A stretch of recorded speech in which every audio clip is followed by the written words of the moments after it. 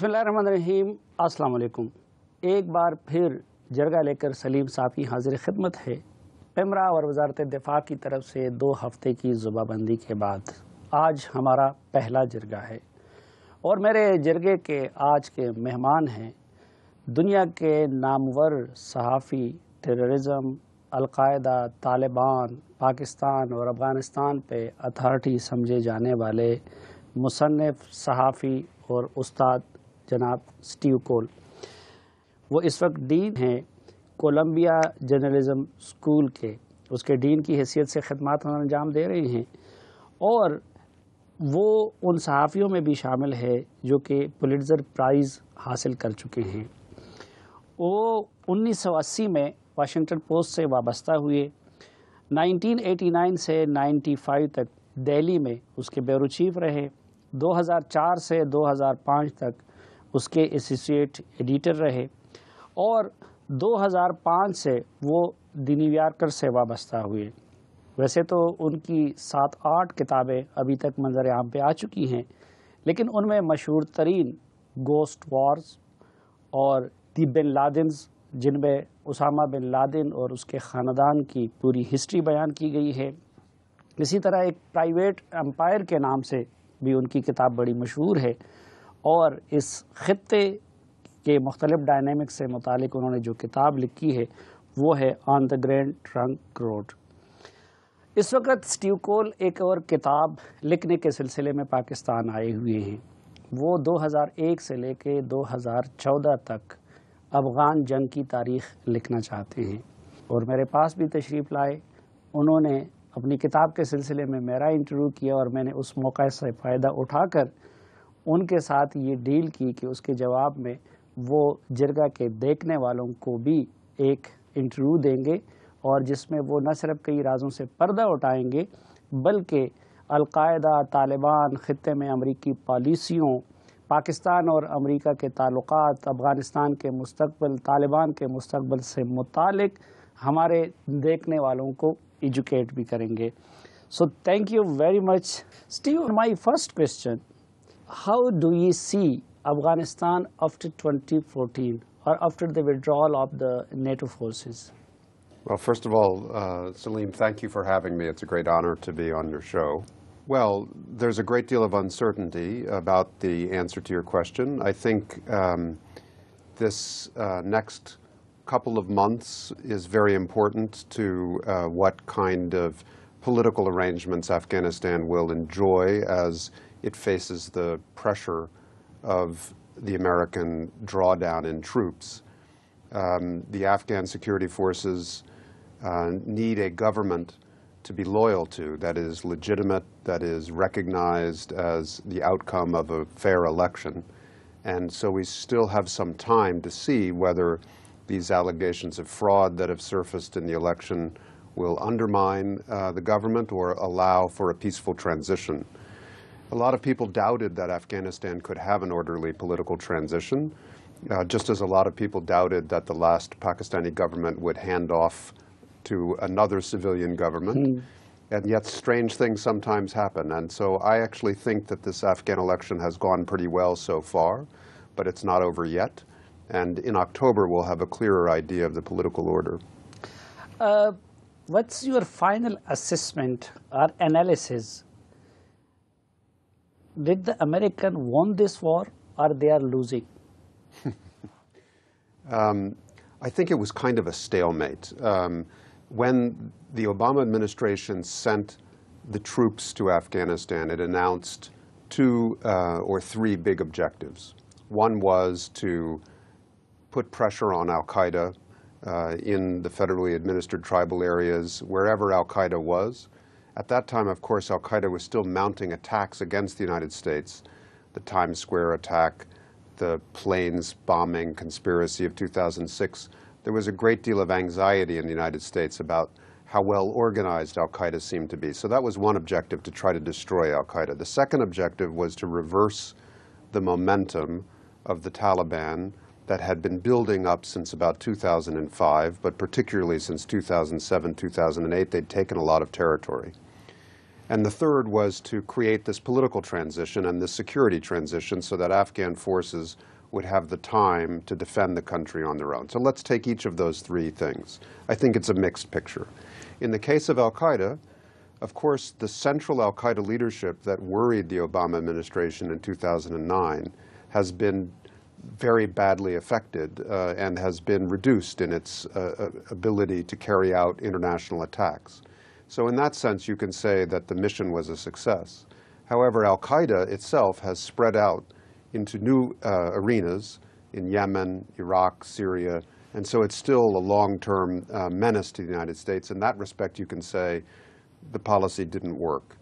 As to the Taliban, I think the amount of territory that the Taliban controls in Afghanistan today is about the same as what it was when the Americans came. So that's a question of, is this glass half full or is it half empty? On the positive side, from the American perspective, no major cities have fallen to the Taliban. The Taliban have not been able to move outside of the rural areas where they have control. And this election has taken place, people voted, and a new government is coming in. So there are some in the United States who would say, well, that's good enough. Let's call that a victory. On the other hand, the Taliban are still a very powerful force in Afghanistan. They still control quite a lot of territory. They have shadow governments all around the countryside. And so the Afghan state is still in a relatively weak position compared to the hopes of some generals. So in that sense, the campaign has not achieved all of its objectives. But finally, there's this big question that you asked in the first instance, which is, are the Afghan security forces that have now been trained, is the government that has now been mostly elected in Afghanistan, is it strong enough to stand on its own after 2014? And I think in the international community, there are a lot of doubts about that.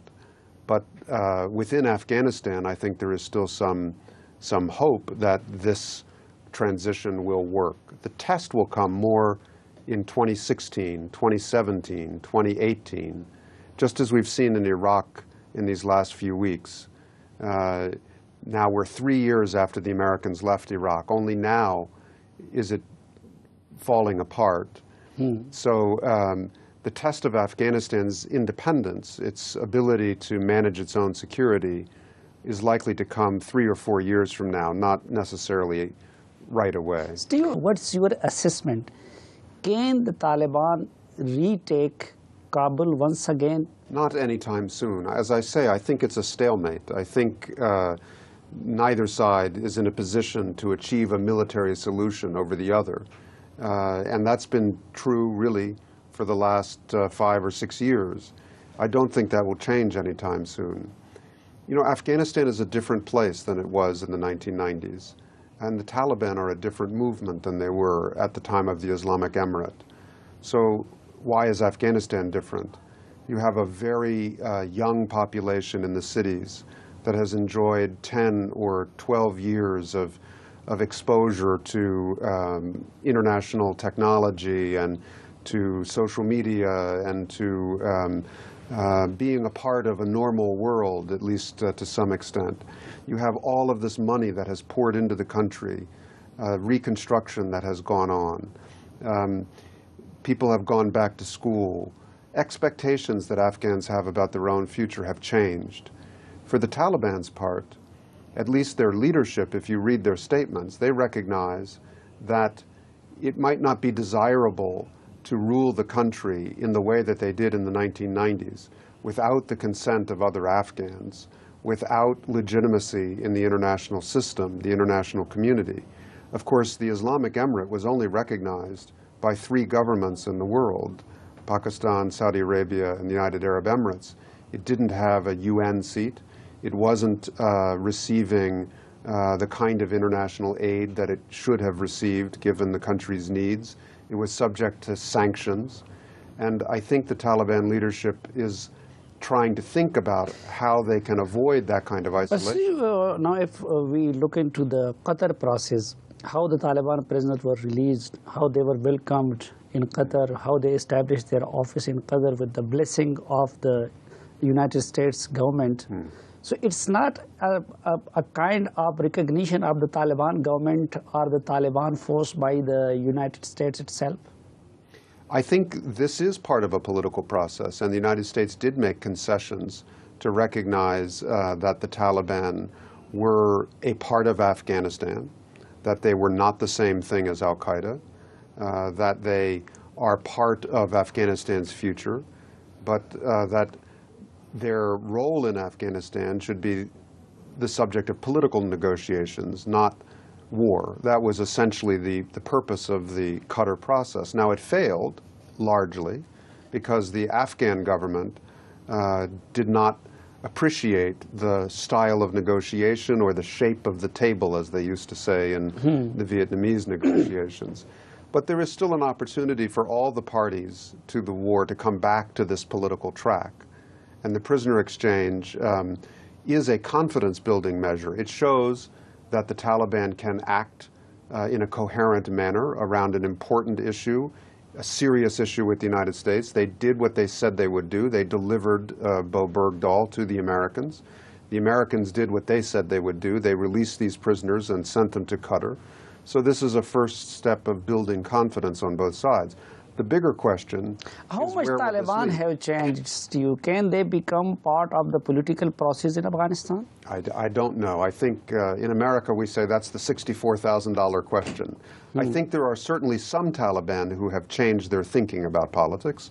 A long period in exile, the lessons of the mistakes of the 1990s, their own growth and growing up, becoming more mature as individuals, having their families and their interests. Of course, all guerrilla movements usually mature in this way and think about, well, perhaps there are political ways to achieve our objectives rather than violent ways. But the problem is that the Taliban is a diverse movement, and there are many commanders on the ground who have benefited from the war economy, who have fought and bled on the battlefield, and they are skeptical of their political leadership in five-star hotels in Qatar negotiating on their behalf. So there is pressure within the Taliban. What's your information? Is Mullah Muhammad Umar still alive? I believe he is. I believe that he is. I don't know. No one has obviously taken his photograph or recorded his voice in recent years, but and there is some question about the statements that come out under his name, whether he writes them or whether other people write them for him. But I do know that within the Taliban movement, there is a strong belief that he's alive, and he's still respected as the emir. And his decision to enter into these negotiations, though it was greeted with some skepticism within the movement, it was also respected. And he has been able to deliver a talking channel through his representatives that has turned out to be coherent. It is able to deliver on the promises that it makes. Steve, who created the Taliban? Coll, CIA, ISI, or they were the products of the domestic conditions? I think the best evidence is that they were, at least at first, the product of domestic conditions. Of course, you can answer this question because the history is so complicated in lots of different ways. They were a product of the 1980s. They were part of the Mujahideen force that was supported by the United States, Saudi Arabia, and Pakistan through their intelligence services. So in that sense, you can say the Taliban had roots in the international program that supported the jihad against the Soviet Union. But in the moment when they were born in Kandahar in 1994, in the autumn of 1994, I think the best evidence we have is that they were, at least initially, mostly a spontaneous reaction to the terrible warlordism and the violence and the checkpoints and the taxes and just the general chaos in Kandahar. Now, there may have been some commercial interests that supported them, some trucking companies, maybe ISI and some other institutions had some role, but mostly that happened later. So I think there are two phases of the Taliban's rise in the 1990s. First, their spontaneous emergence in Kandahar in 1994. I tend to see that mostly as the product of local conditions. But then you have to ask, how did they ever take Kabul? Well, there I think the support of Pakistan and other governments was important. And who created Al-Qaeda, and to whom the credit should be given for the creation of Al-Qaeda?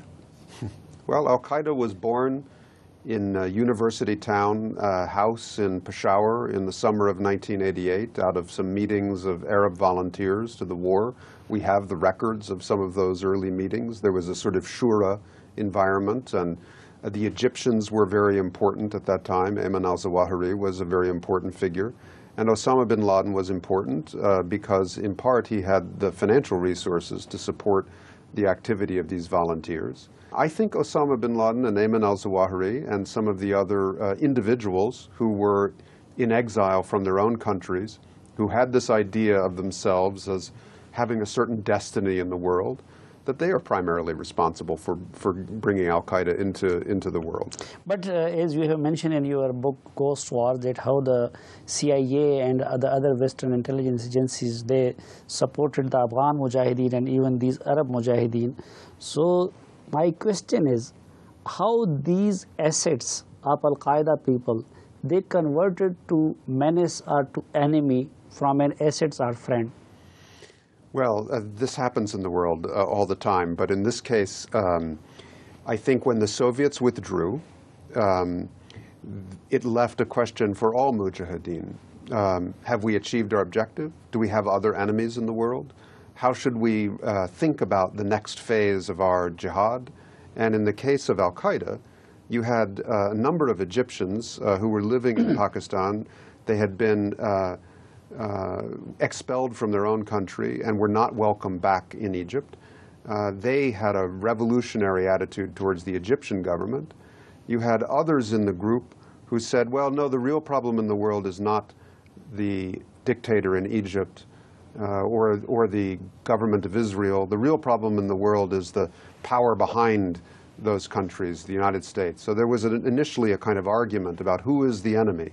Should we fight the near enemy, the governments who are allied with the United States, or should we fight the far enemy, the United States, who we see as the source of all of these difficulties? Well, that argument went on, really, for 5, 6, 7 years in Sudan, in other places. And when bin Laden came back to Afghanistan in 1998, it was really only then that he declared war on the United States. He regarded the United States as responsible for having thrown him out of Sudan. And at that stage, it became clearer what the answer was to this question. नाज़रीन, Steve कोल के साथ ये ख़ुसूसी interview जारी रहेगा, लेकिन एक वक्फे के बाद।